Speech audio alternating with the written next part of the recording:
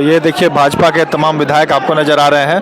नारायण दास, नीलकंठ सिंह मुंडा, रणधीर सिंह, बाबूलाल मरांडी, नवीन जायसवाल। देखिए आज जिन बातों को उन्होंने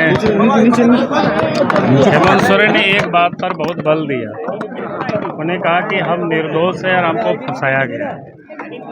जिस जमीन के बारे में चर्चा हो रही है वो जमीन मेरे नाम पर नहीं है। तो हम लोगों ने कभी कहा भी नहीं था कि उनके नाम पर है। हमने तो बार बार कहा था कि उन्होंने बेनामी संपत्ति अर्जित की।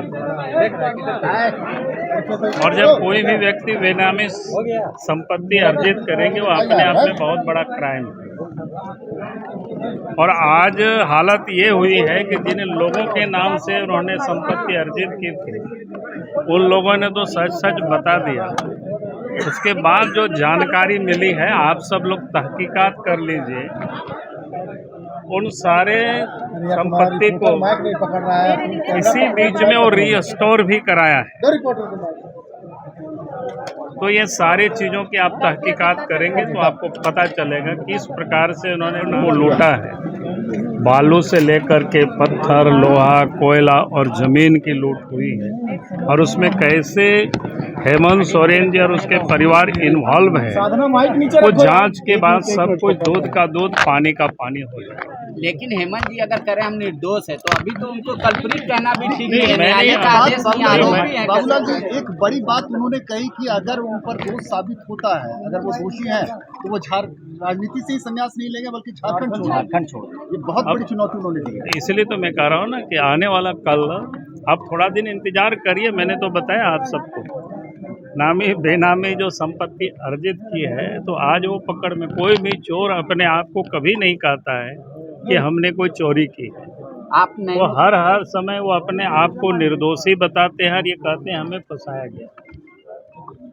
और उन्होंने बीजेपी सरकार के ऊपर, मोदी सरकार के ऊपर बार बार इसको आरोप लगाने की कोशिश की। मैं तो हमारे विधायक दल के नेता भी हाउस में उस बात को बोला है। अब याद करिए शिबू सोरेन एक बार नहीं दो तीन बार जेल गए हैं और वो कांग्रेस के राज में जेल गए हैं। सीबीआई जांच हुई है उस समय और वो जेल गए कई एक महीनों तक। तिहाड़ जेल में भी रहा है, दुमका के जेल में भी रहा है। वो किसी से छुपा हुआ नहीं है। और इसीलिए ये कहना कि भाई हमें फंसाया जा रहा है, जब कोई गड़बड़ करता है तो उसका दंड तो उसको मिलता ही है और उसको भोगना ही पड़ता है। फिर उसी कांग्रेस ने ही मधु कोड़ा की सरकार को भी मधु कोड़ा को भी जेल भेजा है। वो किसी से वो भी छुपा हुआ नहीं। तो इसलिए इस प्रकार की जो बार बार कहना कि भाई बीजेपी तंग कर रही है, जांच एजेंसी को लगा रखे है। सच तो ये है कि अगर आप गड़बड़ करेंगे तो जांच एजेंसी का तो काम ही है जांच करना। और इसीलिए उन लोगों ने जो जांच कर रहे हैं और इसीलिए हेमंत सोरेन जी बार बार भाग रहे हैं। कभी हाई कोर्ट, कभी सुप्रीम कोर्ट और कभी जनता कभी वो डर दिखाते हैं, धमकी देते हैं। आज भी विधानसभा में उन्होंने उसी लहजे में अपने भाषण दिया। इस प्रकार से लग रहा था चोरी भी कर रहे हैं और ये व्यक्ति सीना चोरी भी कर रहे हैं। तो राज्य की जनता अच्छी तरह से इनको 4 वर्षों में समझ चुका है, इनको पहचान चुका है।